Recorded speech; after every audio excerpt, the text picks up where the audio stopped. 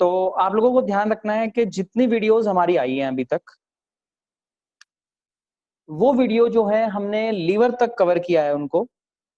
कुछ बच्चों का जो डाउट है, कुछ बच्चे क्वेश्चन पूछ रहे हैं सर इनको मैनेज कैसे करना है। बच्चों देखो, आपको एलिमेंट्री कैनाल के अकॉर्डिंग चलना है, ठीक है ना।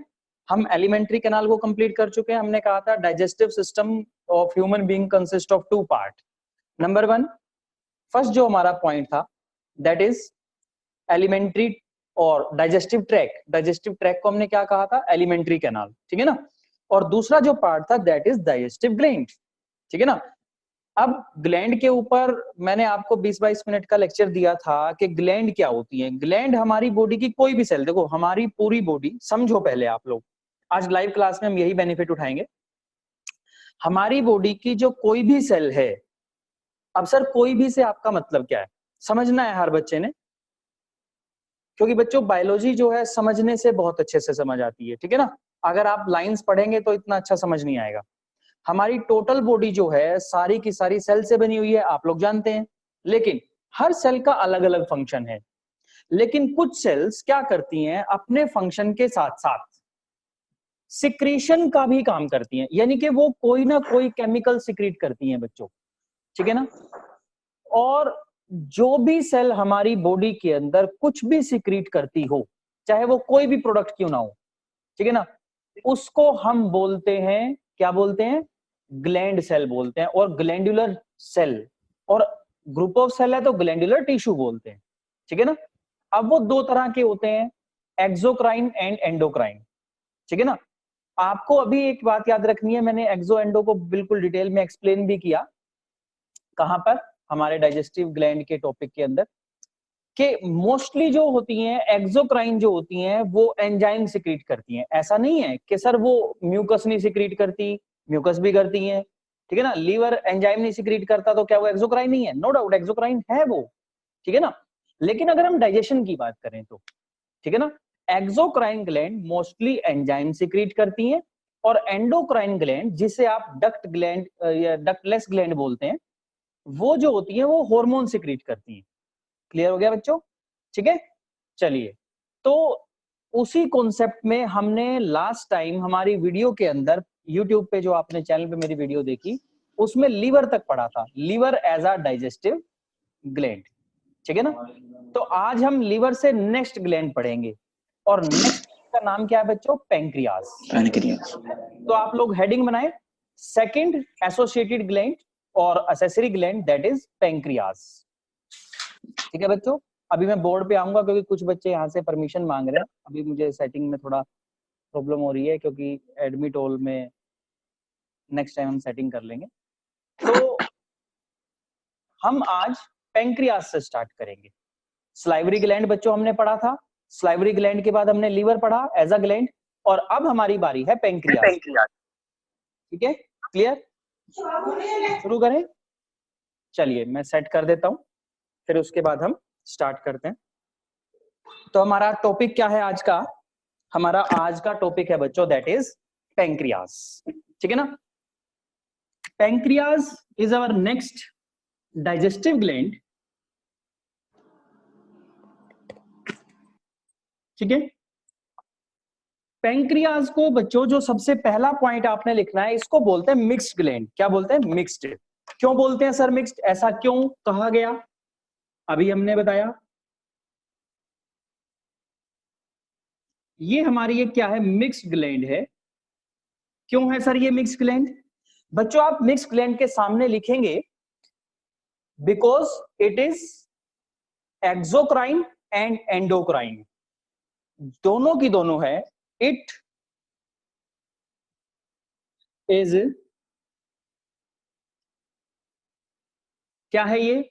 अगर हम बात करें, ये क्या है? एक्सोक्राइन ग्लैंड भी है, और ये हमारी एंडोक्राइन ग्लैंड भी है। क्लियर? अब आपका क्वेश्चन आएगा कि सर दोनों ग्लैंड एक कैसे हो सकती है? या तो वो एक्सोक्राइन होनी चाहिए या वो एंडोक्राइन होनी चाहिए, ठीक है। तो आपको इस बात का ध्यान रखना है कि बच्चों जो हमारी बॉडी के अंदर जो ग्लैंड है या कोई टिश्यू है, वो बहुत सारे नंबर से बनी होती है, उसके अंदर बहुत सारी सेल्स होती हैं। इसके अंदर कुछ सेल जो हैं वो एक्सोक्राइन रोल प्ले करती हैं और कुछ सेल जो हैं वो एंडोक्राइन रोल प्ले करती हैं। ठीक है, अभी हम परसेंटेज भी बताएंगे कि कितनी सेल हैं वो। ठीक है, इसीलिए इस ग्लैंड के लिए हमारा एक वर्ड आ जाता है। क्या वर्ड आ जाएगा? क्योंकि ये दोनों है बच्चों, एक्सोक्राइन भी है और एंडोक्राइन भी है, इसीलिए इस ग्लैंड को क्या बोलते हैं? That is heterocrine gland. क्या बोलते हैं? HETEROCRINE,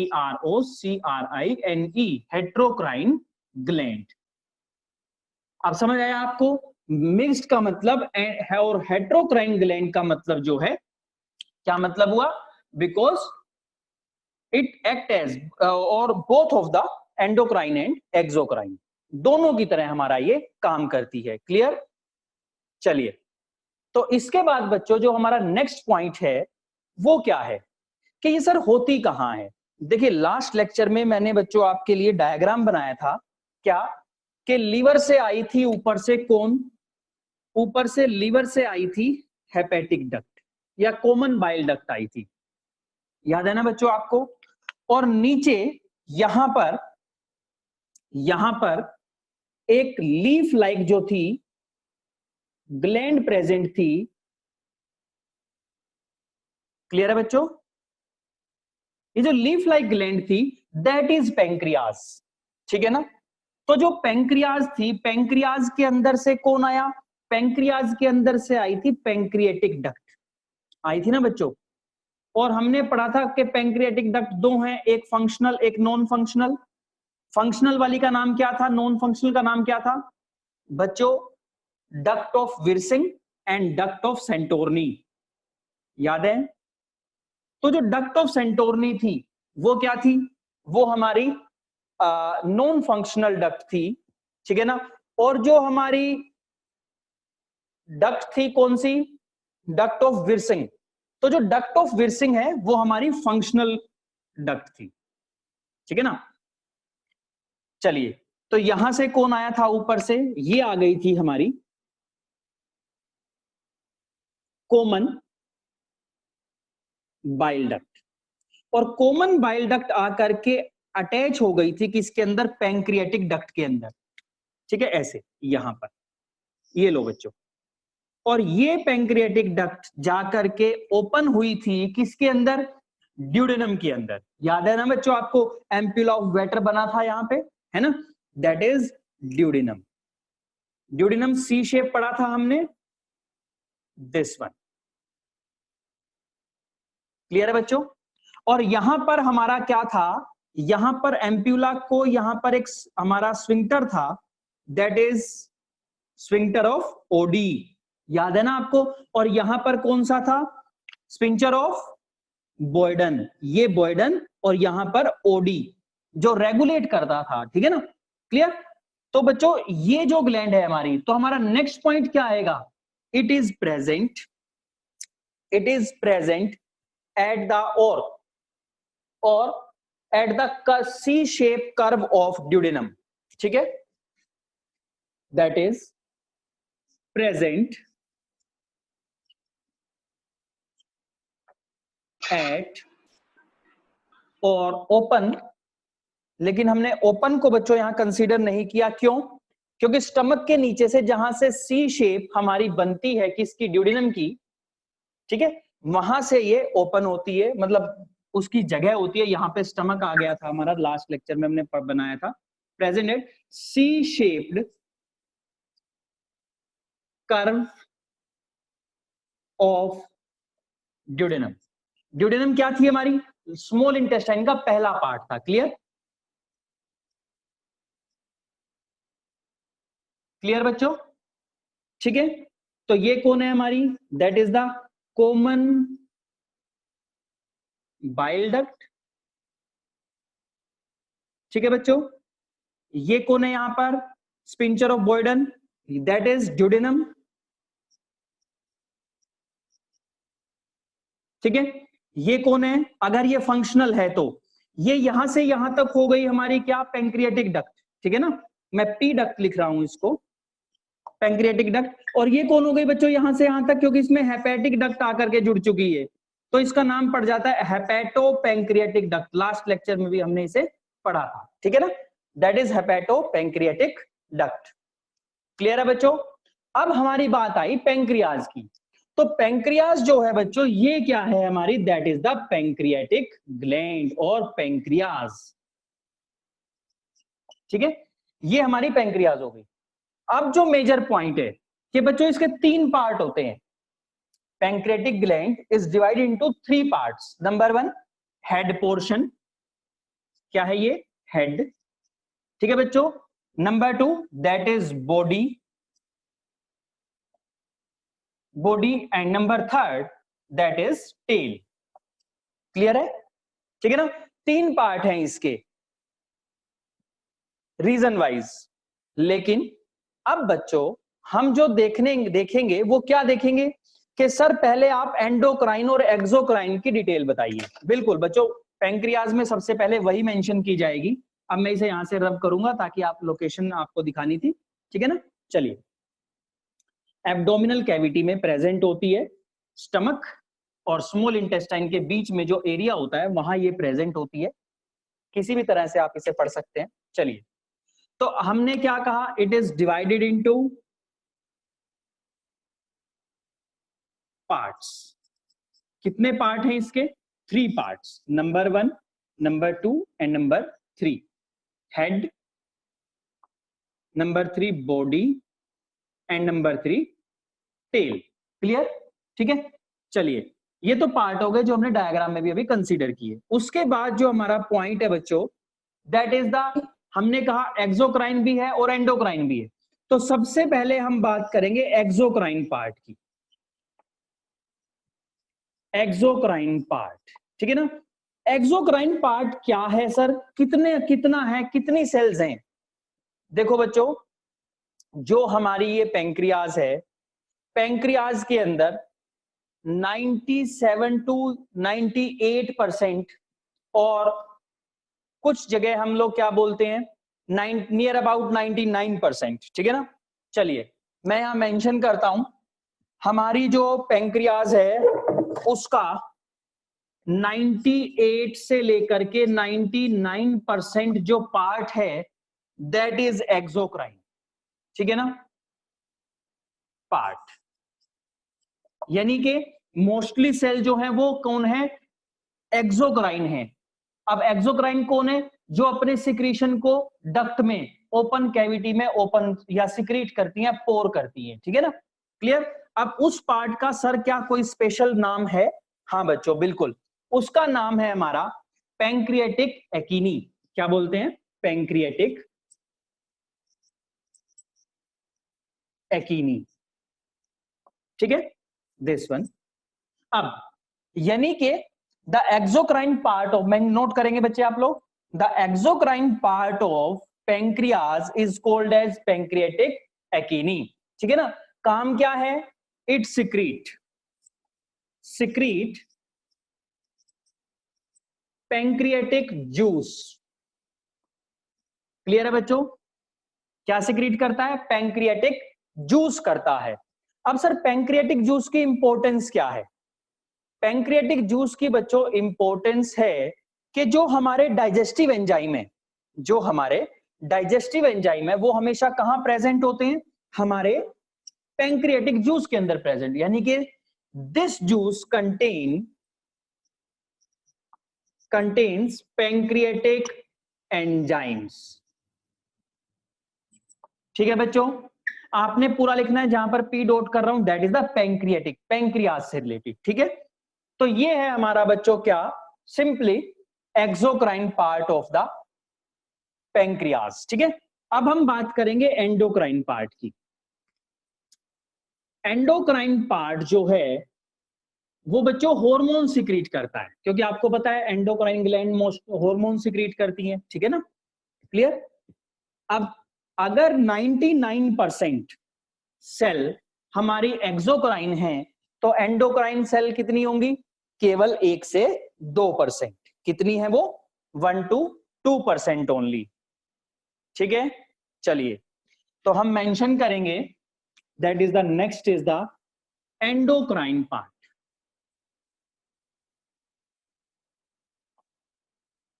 endocrine part of pancreas. ठीक है, कितना है बच्चों ये 1 to 2% ओनली, बहुत थोड़ा पार्ट है, यानी कि 1 से 2% सेल जो हैं पैंक्रियाज की वो क्या है हमारी, वो है हमारी एंडोक्राइन सेल। ठीक है ना, और वो क्या सिक्रीट करती हैं, वो हमेशा हार्मोन सिक्रीट करती है। ठीक है, अब इन्हें इस पार्ट को क्या बोलते हैं, this part is called as बच्चों आपने एक वर्ड सुना होगा आइलेट ऑफ लंगरहैंस। क्या वर्ड सुना आपने, आइलेट ऑफ लंगरहैंस। क्योंकि ये जो सेल्स हैं ये कहीं कहीं पर ग्रुप्स में पड़ी होती हैं, इसीलिए इन्हें क्या कहा जाता है, और लंगरहैंस नाम के साइंटिस्ट ने इसकी डिस्कवरी करके हमें बताया था, इसीलिए इनका नाम क्या पड़ गया, called as islets of Langerhans, islets of Langerhans. ठीक है ना, ये अब कोई क्वेश्चन आ जाए कि बताइए पैंक्रियाज के अंदर एंडोक्राइन पार्ट का नाम क्या है, तो उसका नाम क्या है, आइलेट्स ऑफ लंगरहैंस। कितने परसेंट होती हैं, 1 से 2% होती हैं केवल। ठीक है, लेकिन बच्चों जो मेजर पॉइंट आता है इसके क्वेश्चन जो आते हैं वो क्या आते हैं, ठीक है ये 2 होती हैं, ये आइलेट्स ऑफ लंगरहैंस 1 से 2% होती हैं, लेकिन बेसिकली ये जो है बच्चों ये 3 तरह की होती है। कितनी तरह की होती है, इनमें 3 तरह की अलग अलग सेल पाई जाती है। ठीक है ना, क्या नाम है सेल के, नंबर 1 अल्फा सेल, ठीक है ना, नंबर 2 बीटा सेल्स, ठीक है, and number 3 that is delta sales. ठीक है, यानी कि जो हमारा एंडोक्राइन पार्ट है उसके अंदर हमारी 3 तरह की सेल प्रेजेंट होती है। कौन कौन सी, number 1 alpha cell, number 2 beta cell, number 3 delta cell. ठीक है ना, अब सर ये अलग अलग सेल क्या इनका फंक्शन भी अलग अलग है, बिल्कुल बच्चों, ये जो है ये मोस्ट इंपॉर्टेंट पॉइंट है कि कौन कौन सी सेल क्या सिक्रीट करती है। बच्चों अल्फा सेल हमेशा क्या सिक्रीट करती है, एक हार्मोन जिसका नाम है ग्लूकेगोन। क्या नाम है, ग्लूकेगोन हार्मोन सिक्रीट करती है, ग्लूकेगोन हार्मोन। ठीक है, और जो बच्चों हमारा बीटा सेल है वो क्या सिक्रीट करती है, वो करती है इंसुलिन हार्मोन, इंसुलिन हार्मोन। ठीक है, और जो हमारी डेल्टा सेल है वो क्या सिक्रीट करती है, दैट इज द सोमेटोस्टेटिन। क्या सिक्रीट करती है, सोमेटोस्टेटिन हार्मोन। ठीक है ना, तो इसने क्या सिक्रीट किया, सोमेटोस्टेटिन, SOMATOSTATIN। क्लियर, तो अब बच्चों आपको इनके फंक्शन पता होने चाहिए, क्या कि सर हमारा जो ग्लूकेगोन है, हमारा जो ग्लूकेगोन है और इंसुलिन है दोनों के दोनों ब्लड शुगर लेवल को कंट्रोल करते हैं। क्या सर दोनों एक ही काम करते हैं, हाँ बच्चों, अगर हम बात करें रेगुलेशन की तो दोनों एक ही करते हैं, लेकिन अगर फंक्शनिंग की बात करें तो दोनों की फंक्शनिंग जो है वो डिफरेंट है। कैसे सर, देखो जब हमारे ब्लड के अंदर ग्लूकोज लेवल डिक्रीज हो जाता है तब ग्लूकेगोन एक्टिव होता है और हमारे ब्लड के अंदर ग्लूकोज लेवल को इंक्रीज कर देता है। यानी कि जो ग्लूकेगोन है वो हमारी बॉडी के अंदर हमेशा क्या करता है, इंक्रीज ब्लड ग्लूकोज लेवल। क्या करता है, इंक्रीज ब्लड ग्लूकोज लेवल। सही है, और जब बच्चों हमारी ब्लड के अंदर ग्लूकोज लेवल ज्यादा हो जाता है अपनी नॉर्मल अमाउंट से, तब उस कंडीशन पे क्या होता है, उस कंडीशन पे एक्टिवेट हो जाता है हमारा कौन, इंसुलिन हार्मोन। इसीलिए वो क्या करता है, वो कहता है नहीं भाई ग्लूकेगोन आप ऐसा करिए, अपना काम बंद करिए, क्योंकि ना हमारे ब्लड के अंदर ग्लूकोज लेवल ज्यादा हो गया है। ठीक है, हमें उसे नॉर्मल कंडीशन तक लेके जाना है। तो इंसुलिन क्या करता है, फिर इसकी एक्टिविटी को रुकवा करके उस ब्लड ग्लूकोज लेवल जो इंक्रीज हुआ था उसको नॉर्मल यानी कि डिक्रीज करके नॉर्मल तक लेके जाता है। तो इंसुलिन का फंक्शन क्या हुआ बच्चों, इंसुलिन का फंक्शन हुआ कि वो that decrease the blood glucose level. Okay, decrease blood glucose level. ठीक है, और सब बच्चों जो सोमेटोस्टेटिन है ये क्या करता है, ये हमारी बॉडी के अंदर सोमेटोस्टेटिन ऑस्मोटिक बैलेंस बनाने का काम करता है. ठीक है ना, क्लियर हो गया. तो आप तीसरे हार्मोन का फंक्शन नोट करेंगे, that is responsible for osmotic balance in our body. ठीक है, तो ये 3 हार्मोन थे. क्वेश्चन आता है कि बताइए कौन सा हमारा पैंक्रियाज का हाई ग्लूकोज के लिए रिस्पॉन्सिबल है, कौन डिक्रीज करने के लिए है. तो ये अब आपको याद रखनी है. ठीक है, चलिए, ऑस्मोटिक बैलेंस. ठीक है बच्चों, ये था हमारा क्या, सिक्रीटरी पार्ट. कौन सा, एंडोक्राइन. और इससे पहले हमने क्या पढ़ा था, एक्सोक्राइन. ठीक है, तो यहां तो बच्चों हमने केवल सिंपल वे में एंडोक्राइन और एक्सोक्राइन पार्ट पढ़ा. लेकिन अगर हम डाइजेशन पढ़ रहे हैं तो हमें पैंक्रियाटिक ग्लैंड के अंदर एक टॉपिक और पढ़ना पड़ेगा कि जो हमने एक्सोक्राइन पार्ट के अंदर पैंक्रियाटिक जूस पढ़ा है उसको डिटेल में पढ़ना पड़ेगा. उसकी कॉम्पोजिशन क्या है, कौन कौन से हार्मोन उसके अंदर प्रेजेंट होते हैं. क्लियर. ठीक है, चलो नोट डाउन बच्चों, आप साथ साथ करेंगे. ठीक है, अब हम बात करेंगे पैंक्रियाज के अंदर पैंक्रियाटिक जूस की. ठीक है, तो चलो बच्चों हेडिंग बनाओ, पैंक्रियाटिक जूस. ठीक है, पैंक्रियाटिक जूस में बच्चों आपने सबसे पहले क्या लिखना है, pancreatic juice of pancreas is always secreted by exocrine part of pancreas. सबसे पहली line, pancreatic juice is always secreted by exocrine part of pancreas. ठीक है, चलिए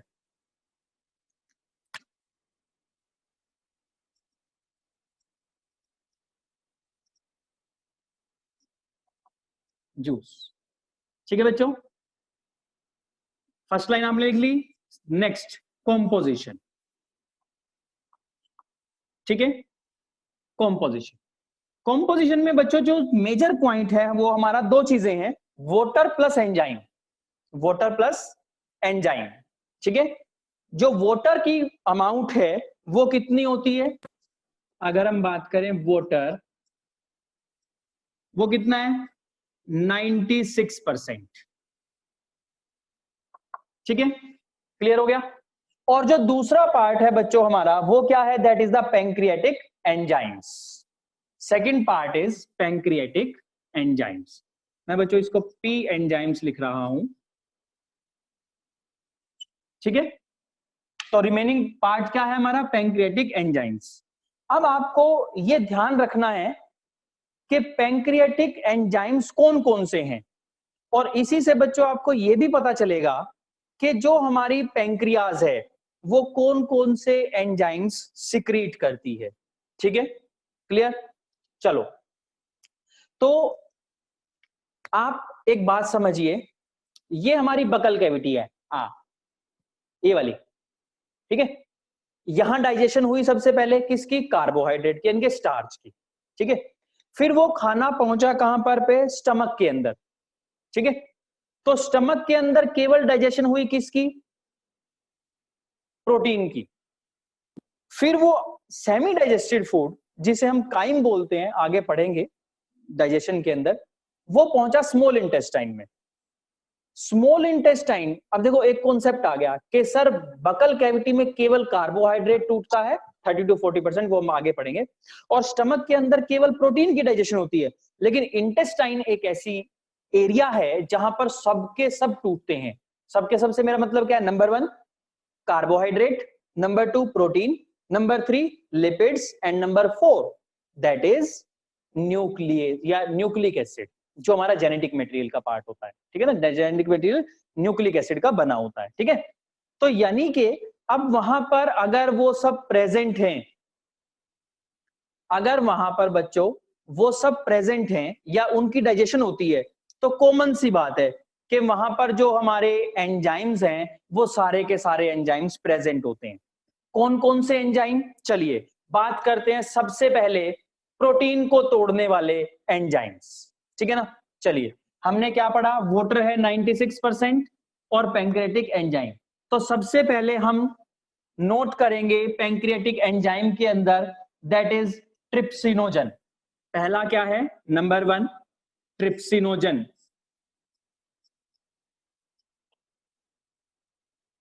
ठीक है। दूसरा जो बच्चों हमारा एंजाइम है that is the chymotrypsinogen. Chymotrypsinogen, इसका के काइमो लग जाएगा,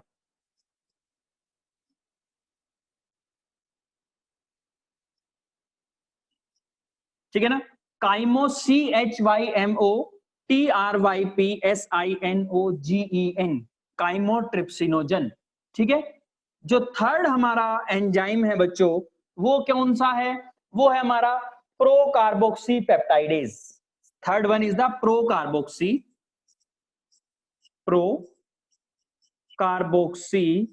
पेप्टाइडेज,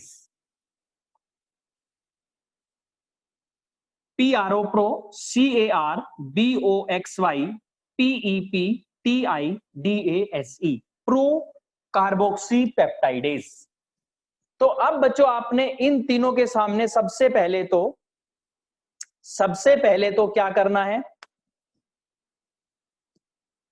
ये तीनों को नोट करना है। किस तरीके से कि सर ये तीनों जो हैं हमारे किसके लिए रिस्पॉन्सिबल हैं, ये तीनों के तीनों क्या करते हैं, प्रोटीन की डाइजेशन करते हैं, यानी कि प्रोटीन डाइजेशन में हेल्प करते हैं। आप इनके सामने लिखेंगे प्रोटीन डाइजेस्टिव एंजाइम्स।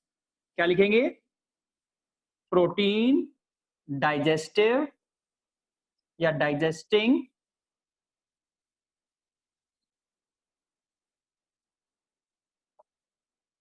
एंजाइम्स, ठीक है बच्चों। अब जब आपने यहां पे प्रोटीन डाइजेस्टिंग एंजाइम्स लिख दिया, तो आपको एक बात और पता होनी चाहिए कि बच्चों जो सिक्रीट होते हैं ना, ये सारे के सारे इनएक्टिव फॉर्म में सिक्रीट होते हैं। यानी कि यहां आप मेंशन करेंगे that they all are the, ये माइक थोड़ा सा मुझे डिस्टर्ब कर रहा है घूमने पे, दीज आर द इनएक्टिव, ये कौन है, इनएक्टिव हैं, इनएक्टिव एंजाइम्स, ठीक है बच्चों।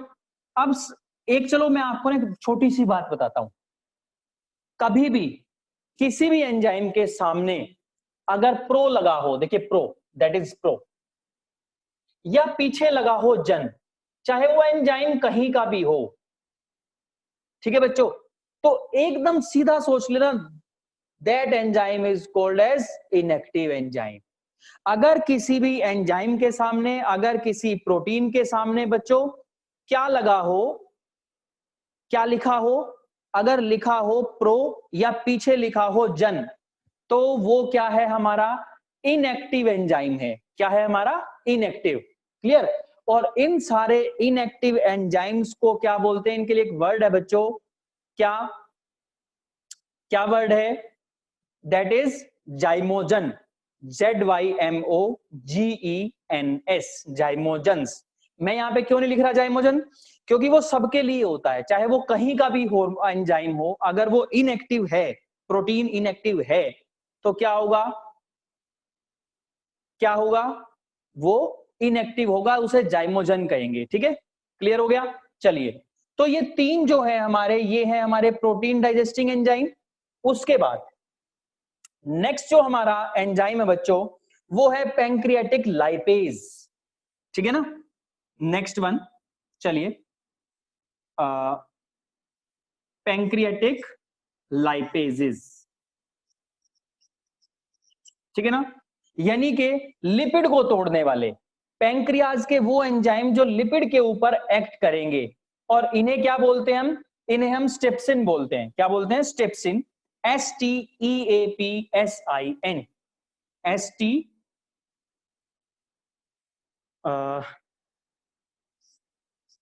STEAPSIN,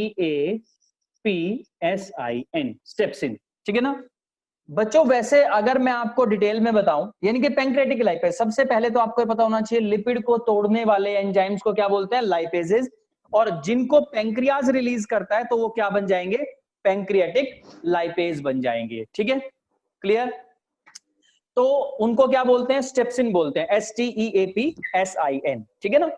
तो बच्चों ये जो स्टेप्सिन है ये 3 तरह के होते हैं। कौन से? Number 1 simple pancreatic lipase, pancreatic lipase. पहला कौन हुआ? Pancreatic lipase. दूसरा कौन है बच्चों हमारा? Cholesterol esterase. लिखो स्पेलिंग, CHOLESTROL,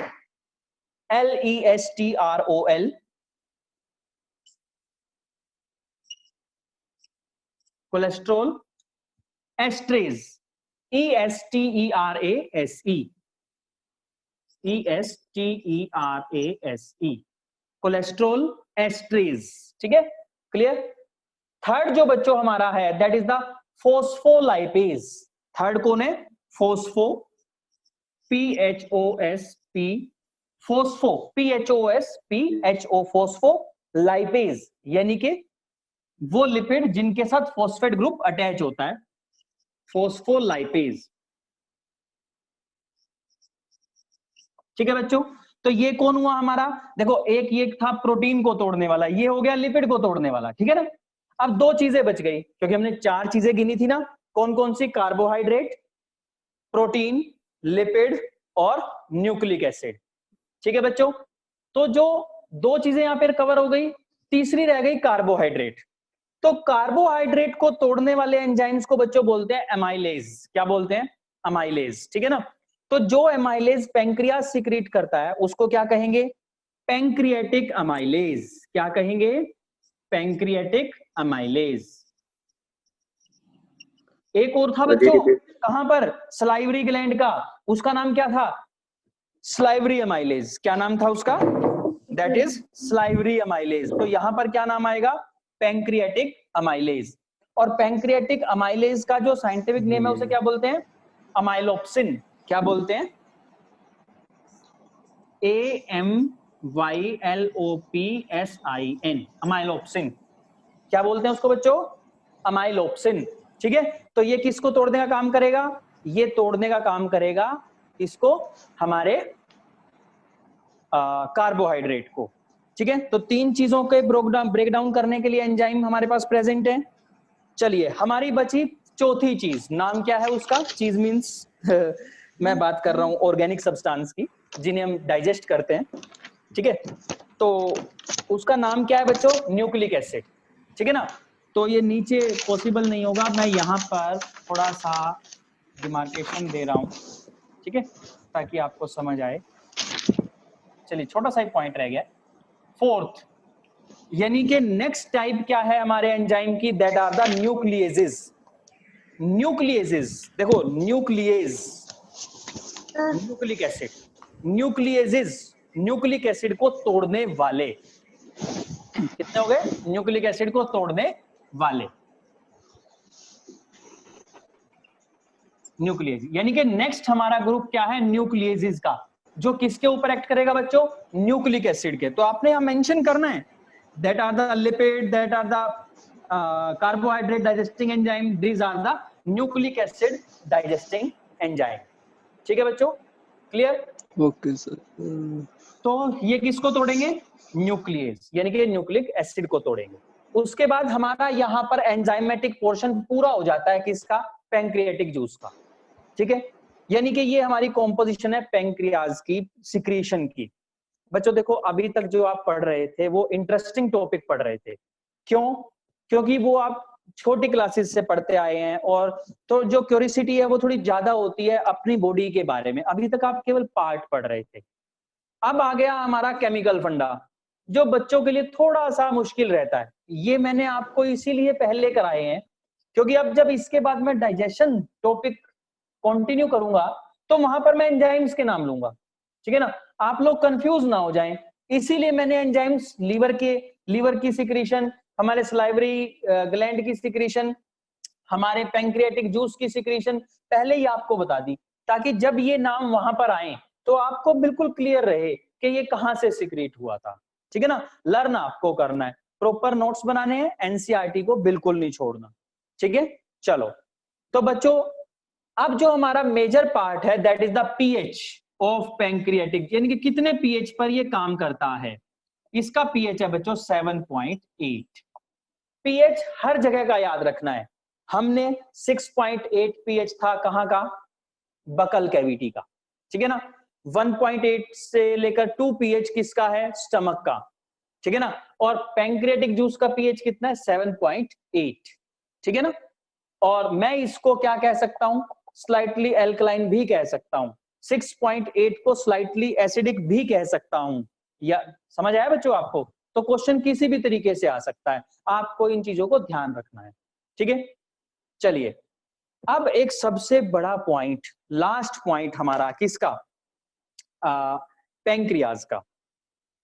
ये कैसे काम करते हैं, इनके फंक्शन ऑफ दिस एंजाइम पढ़ेंगे digestion of, digestion in intestine के अंदर, ठीक है। लेकिन जो बच्चों एक सबसे इंपॉर्टेंट पॉइंट है वो यही कंसीडर करना जरूरी है, और वो हमारी पैंक्रियाज का लास्ट पॉइंट है, ठीक है ना।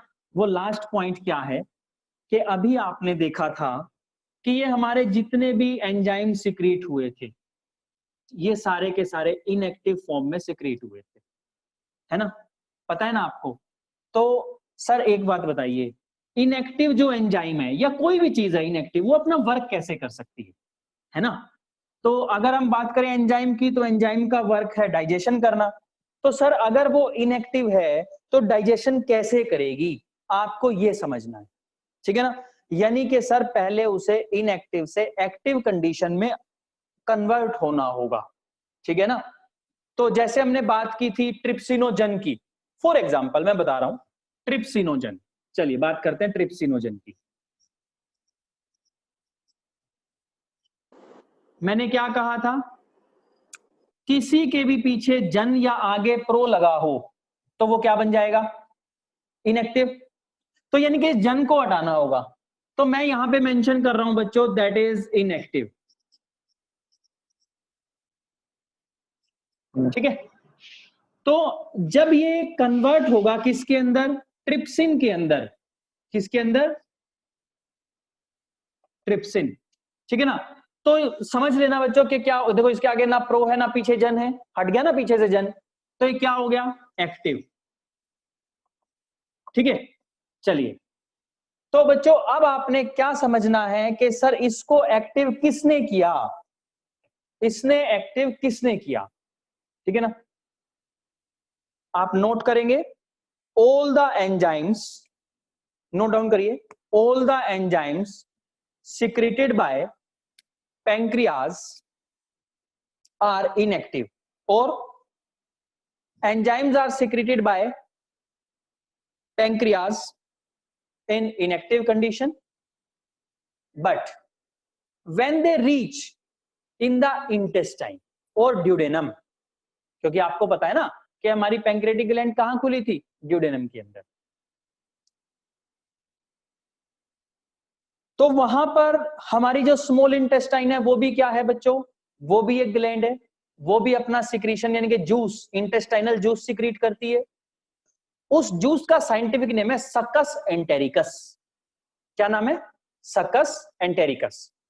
उस सकस एंटेरिकस के अंदर क्या प्रेजेंट होता है, एक एंजाइम प्रेजेंट होता है, क्या नाम है उसका, एंटेरोकाइनेज। क्या नाम है बच्चों उसका, एंटेरोकाइनेज। यानी कि आप अब नोट करेंगे next point, when enterokinase of small intestine act upon the trypsinogen, ठीक है ना। मैं यहां मेंशन कर रहा हूं, चलो बच्चों, एंटेरोकाइनेज,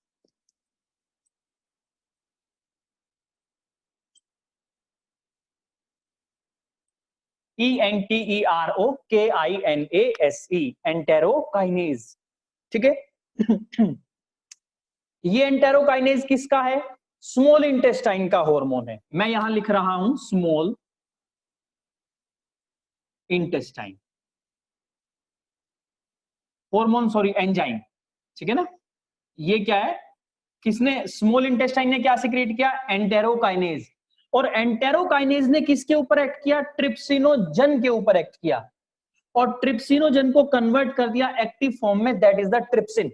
किसमें कन्वर्ट कर दिया, active form of trypsinogen, that is trypsin. Trypsin में बच्चों इसने इसको कन्वर्ट कर दिया। तो ये एक्टिव हो गया, ठीक है ना।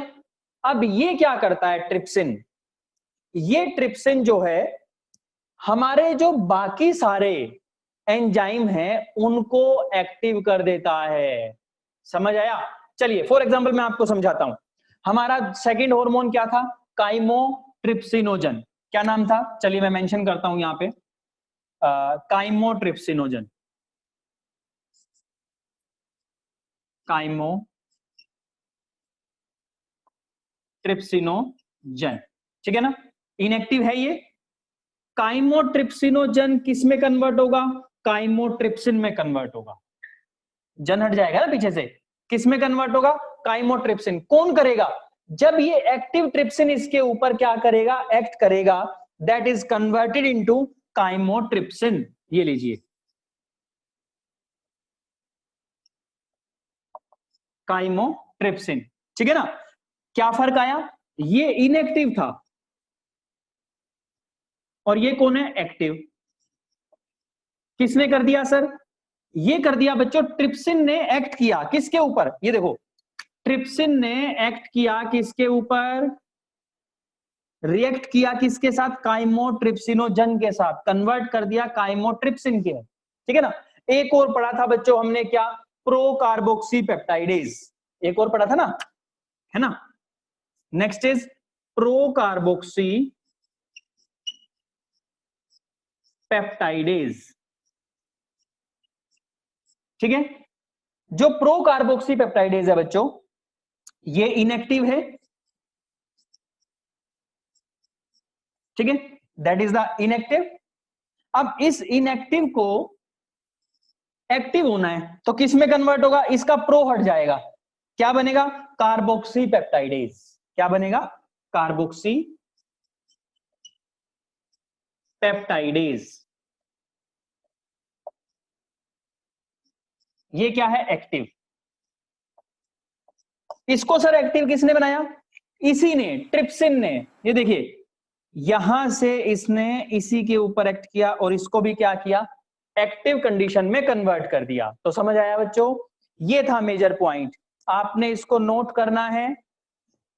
क्या लिखेंगे आप, enterokinase enzyme of small intestine और always present in the secretion of small intestine, that is called as succus entericus, उसमें प्रेजेंट होता है हमेशा ये, and it always act upon the trypsinogen enzyme of pancreas and convert it into active form, that is called as trypsin. This trypsin act upon the another enzyme of pancreas and convert them into active state or condition. समझ आया, ठीक है। तो बच्चों ये था हमारा pancreas के बारे में। यहां हमारी पैंक्रियाटिक ग्लैंड जो है, चलिए कुछ बच्चे बोल रहे हैं रिपीट, मुझे फोन में पीछे जाना पड़ रहा है देखने के लिए, चलिए मैं रिपीट करता हूं। Enterokinase enzyme is always secreted by juice of small intestine, bracket में आप लिखेंगे सकस एंटेरिकस, क्योंकि इंटेस्टाइनल जूस का नाम क्या है, सकस entericus. This enterokinase act upon the, this enterokinase act upon the trypsinogen of pancreas and convert them into active form called as trypsin, ठीक है ना बच्चों। यहां से आप अब ना आपका लेवल बढ़ गया है, 11th में आ गया ना। अब वैसे चलो मैं आपको बताना चाहूंगा कि आप ना ये जो फॉर्म्स होती हैं इनको अपने आप कोरिलेट करना शुरू करो। देखो सबसे पहले स्मॉल इंटेस्टाइन के अंदर क्या था, एंटेरोकाइनेज, एंटेरोकाइनेज ने किसके ऊपर काम किया, ट्रिप्सिनोजन के, कन्वर्ट किस में कर दिया, ट्रिप्सिन में, तो अपने आप लाइन बनेगी। ये शॉर्ट फॉर्म होती है पढ़ने की, अभी आपको धीरे धीरे इसकी भी हैबिट हो जाएगी, ठीक है। तो चलो हमने क्या लिखा, that is called as trypsin.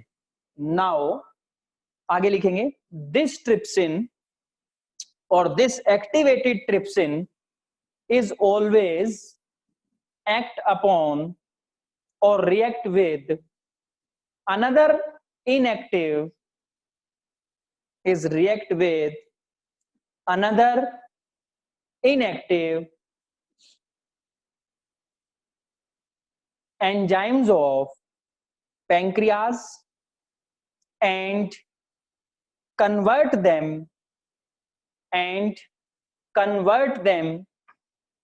into active state और कंडीशन।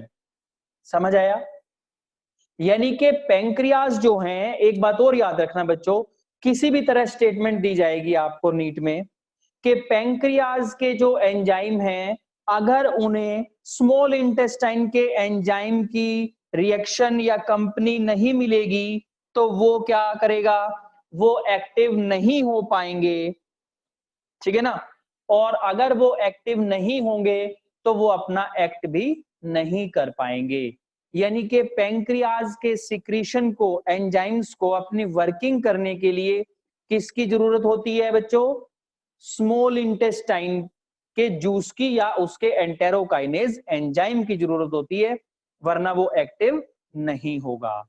ठीक है, तो बच्चों यहां पर आकर के हमारी एसोसिएटेड ग्लैंड कंप्लीट हो जाती हैं, जो 3 थी नंबर में। Number 1 salivary gland, number 2 that is liver and number 3 pancreas. Sir 2 रह गई, कौन कौन सी? स्टमक और दूसरी स्मॉल इंटेस्टाइन। स्टमक का ग्लैंडुलर पार्ट हमने पढ़ा था, 3 तरह की सेल थी उसके अंदर। मेरी वीडियो के अंदर, स्टमक की वीडियो के अंदर से आपने पढ़ा था। कौन कौन सी सेल थी? चीफ सेल, ऑक्जेंटिक सेल और गोबलेट सेल। क्या क्या सिक्रीशन थी?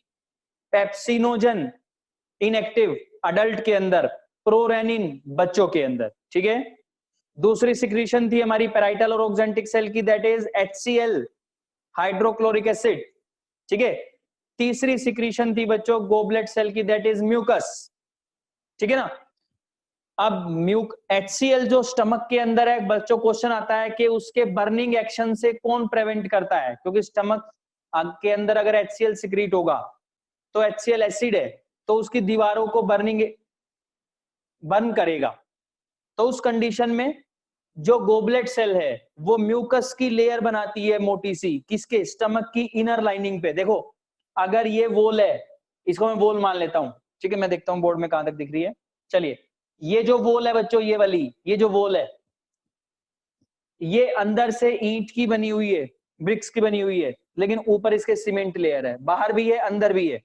अंदर वाली लेयर को बोलते हैं इनर लाइनिंग और बाहर वाली को बोलते हैं आउटर लाइनिंग। क्लियर हो गया? ठीक है ना। तो स्टमक की जो इनर लाइनिंग है उसके ऊपर म्यूकस की कवरिंग होती है, जो क्या करती है, HCl का जो एडवर्स एक्शन है किसके ऊपर? स्टमक की वॉल के ऊपर, उसको क्या करती है, वो बचाती है। ठीक है ना, क्लियर? चलो, तो अब हम नेक्स्ट टॉपिक की इंट्रोडक्शन शुरू करेंगे बच्चों यहां पर, जिसका नाम है डाइजेशन ऑफ फूड। क्या नाम है? Digestion of food. क्लियर? या आप हेडिंग बनाएं फिजियोलॉजी ऑफ डाइजेशन। ठीक है। अब कुछ बच्चे क्वेश्चन करेंगे कि सर फिजियोलॉजी क्या होती है। देखो बच्चों, ये हमारा लास्ट टॉपिक है, इंट्रोडक्शन करके आज की क्लास हम कंप्लीट हो जाएगी हमारी। हम जब भी बायोलॉजी में कुछ भी पढ़ते हैं तो उसमें 3 चीजें ही कंसीडर होती है। वैसे तो बायोलॉजी का मतलब है बायो माने लाइफ और लॉजी माने स्टडी। किसी भी वर्ड के पीछे लॉजी लगा हो, that is the study, biology. ठीक है ना। एंडोक्राइनोलॉजी, एंडोक्राइन की स्टडी, यानी कि हार्मोनल ग्लैंड की स्टडी। ठीक है। तो आपको यहां ध्यान देना है, क्या ध्यान दोगे कि अगर बायोलॉजी के अंदर आप पढ़ते हो स्टडी ऑफ लिविंग बींग्स, तो चाहे किसी भी लिविंग बींग को आप लोग पढ़ रहे हैं, किसी को भी, ठीक है, तो उसमें आप 3 ही चीजें पढ़ते हैं केवल। नंबर 1 मॉर्फोलॉजी, नोट डाउन करेंगे साइड में या पेज पे ऊपर नोट करेंगे। Number 1 morphology, MORPHOLOGY, that is morphology. ठीक है। उसके बाद नेक्स्ट क्या आएगा, लिख लिया morphology. Next yes sir. 2 line छोड़ करके दूसरा वर्ड लिखेंगे, that is anatomy, that is anatomy, ठीक है। और जो बच्चों थर्ड वर्ड है 2 लाइन छोड़ के उसे लिखेंगे, that is physiology, PHYSIOLOGY, physiology, ठीक है। अब बच्चों आपको इनके तीनों के मतलब पता होने चाहिए, कुछ बच्चों को पता भी होंगे नो डाउट, ठीक है। लेकिन सर आप ऐसा क्यों बता रहे हैं? देखो बच्चों, जब तक हम बायोलॉजी का बेसिक नहीं समझेंगे, बेसिक पर नहीं जाएंगे, तो उस पढ़ने का कोई बेनिफिट नहीं है, आपको समझ ही नहीं आएगा, केवल आप रट्टाफिकेशन कर रहे हैं इसका मतलब, ठीक है। इसीलिए मैं इन सारे बेसिक कॉन्सेप्ट को भी आपके क्लियर करता हुआ चलूंगा, ठीक है। तो मॉर्फोलॉजी, चलिए अब मैं बताता हूं आपको। सपोज कीजिए कि आप मेरी स्टडी कर रहे हैं, आप ह्यूमन बीइंग की स्टडी कर रहे हैं, मैं बाहर से देखने में कैसा हूं, दैट इज मॉर्फोलॉजी। सिंपल सा पॉइंट, बिल्कुल सिंप्लिसिटी से बायोलॉजी पढ़िए, बहुत समझ आएगी। यानी कि morphology is the external study of any organism. क्या हुआ? Morphology is the external study of any organism. इस धरती पर पाया जाने वाला कोई भी जीव बाहर से देखने में कैसा है, दैट इज मॉर्फोलॉजी। समझ आया? और बच्चों मॉर्फोलॉजी जो है हमेशा बेसिकली 3 चीजों को कवर करती है, साइज, शेप एंड कलर। मेरा साइज कितना है, आपको पता है ना, ह्यूमन बेसिकली कितने होते हैं, नियर अबाउट एवरेज जो है 6 फीट तक वो हो सकते हैं। इससे ऊपर जो होते हैं हम बोलते हैं बहुत लंबा है, खंबा है ना, पढ़ा हुआ जाइंटिज्म, है ना। क्यों क्यों पढ़ा आपने डिजीज में? क्योंकि हर स्पीशीज का, हर एक ऑर्गेनिज्म का एक पर्टिकुलर क्राइटेरिया होता है, ठीक है ना। मैंने क्या कहा कि मॉर्फोलॉजी में 3 चीजें कंसीडर होती हैं, साइज, शेप एंड कलर, ठीक है ना, दैट इज मॉर्फोलॉजी, ठीक है। दूसरा वर्ड है बच्चों एनाटॉमी। एनाटॉमी क्या कहती है कि जो मैं ये बाहर से देखने में ऐसा हूं, क्या मेरा इंटरनल स्ट्रक्चर भी ऐसा है, क्या मेरा इंटरनल स्ट्रक्चर भी ऐसा है या डिफरेंट है, ठीक है ना। तो यानी कि मेरे अंदर, मेरी बॉडी के अंदर ऑर्गन्स कहां कहां लगे हुए हैं, मेरी बॉडी के अंदर ऑर्गन्स कहां कहां लगे हुए हैं, ठीक है ना। जैसे कि हार्ट यहां पर है, लीवर यहां पर है, डायफ्राम बीच में है, आईज यहां पर है, हेड यहां पर है, ठीक है ना, स्टमक यहां पर है, क्लियर। तो इसे बोलते हैं हम, क्या बोलते हैं, एनाटॉमी, यानी कि in study of internal structure. तो नोट डाउन करो बच्चों, study of internal structure is called as anatomy. Anatomy के अंदर हम केवल ये पढ़ते हैं, एनाटॉमी के अंदर हम केवल ये पढ़ते हैं कि हमारी बॉडी में ऑर्गन कहां कहां प्रेजेंट है, किस तरह से वो प्रेजेंट है, क्लियर, ठीक है, समझ आया आपको, that is the anatomy. Third जो बच्चों हमारा पॉइंट है, क्योंकि ये कोई जरूरी थोड़ा ना है कि हर ऑर्गेनिज्म के अंदर हार्ट यहीं पर होता है, क्योंकि हर ऑर्गेनिज्म की शेप ऐसी होती ही नहीं, अलग अलग ऑर्गेनिज्म की शेप अलग अलग होती है ना। चलिए, तो थर्ड हमारा पॉइंट है that is the physiology. Physiology होती है बच्चों study of working of internal organ.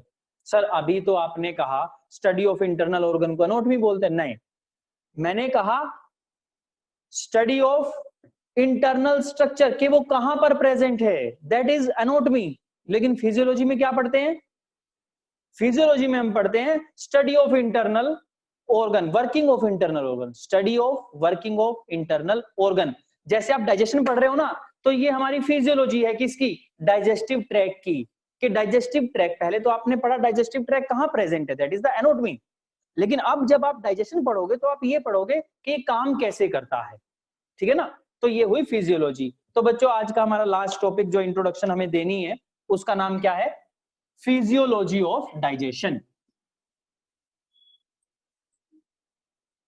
Physiology of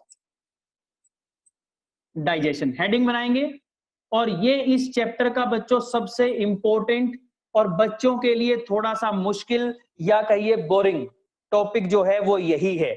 आज केवल मैं आपको इसकी इंट्रोडक्शन दे करके छोड़ रहा हूं, ठीक है ना। यानी कि अब हम पढ़ेंगे कि डाइजेशन हमारी बॉडी में होता कैसे है। तो बच्चों डाइजेशन जो है हमारा, उसके दो तरीके हैं। Number 1 physical digestion and number 2 that is chemical digestion. Physical digestion and number 2 that is chemical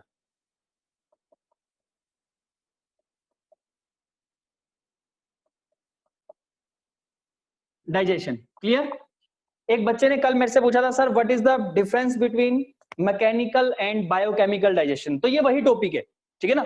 ये सिंपल सा हम केवल इंट्रोडक्शन पढ़ेंगे, आज हमारा लेक्चर कंप्लीट हो जाएगा। तो that is the physical digestion and that is chemical digestion. देखिए नाम से पता चल रहा है, अगर फूड को डाइजेस्ट करने में कहीं पर भी कोई केमिकल अपना रोल प्ले करेगा तो वो केमिकल डाइजेशन के अंदर कंसीडर किया जाएगा। लेकिन अगर कोई हमारा बॉडी का पार्ट अपनी एक्टिविटी की वजह से, अपनी मूवमेंट की वजह से डाइजेशन शो करेगा, करवाएगा, तो वो फिजिकल डाइजेशन कहलाएगा। वो क्या कहलाएगा? फिजिकल डाइजेशन, जिसको हमने मैकेनिकल डाइजेशन कहा था। फॉर एग्जांपल चलिए, मेरे दांत जो हैं फूड को काटने का काम कर रहे हैं, that is the physical digestion. Stomach जो है कॉन्ट्रैक्शन करता है बार बार और फूड को डाइजेस्ट करने का काम करता है, ठीक है ना। तो ये सब किसके एग्जांपल हुए? फिजिकल डाइजेशन के। लेकिन बकल कैविटी के अंदर जब हम सलाइवरी अमाइलेज पढ़ते हैं तो वो एक एंजाइम हुआ, वो एक केमिकल हुआ जो फूड के अंदर प्रेजेंट किसको, कार्बोहाइड्रेट को तोड़ने का काम करेगा। उसे क्या कहेंगे? Chemical digestion. ठीक है बच्चों, तो अब आप लिखेंगे, ठीक है। फिजिकल डाइजेशन की समझ आ गया आपको। तो इसका कैरेक्टरिस्टिक क्या है? नंबर 1 पहला कैरेक्टर नोट करेंगे आप मेरे साथ, no change in chemical nature. Chemical nature के अंदर इसके कोई चेंज नहीं आता।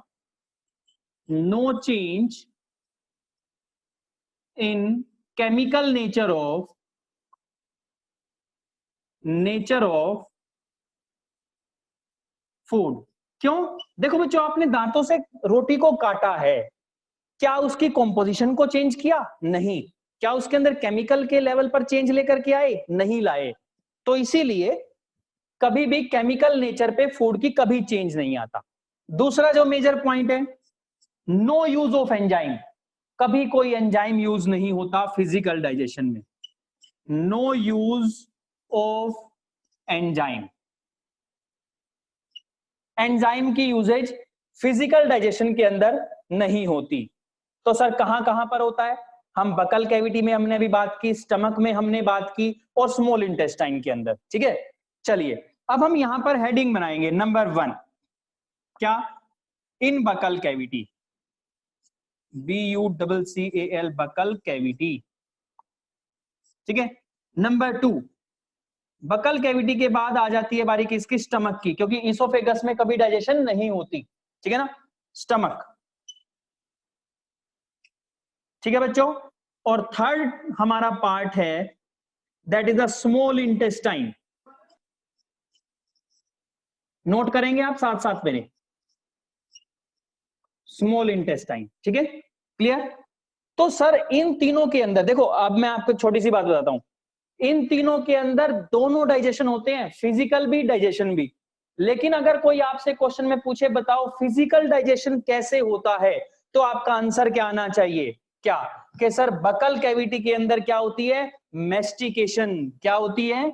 नोट करेंगे बच्चों मेरे साथ, MESTICATION, मेस्टिकेशन।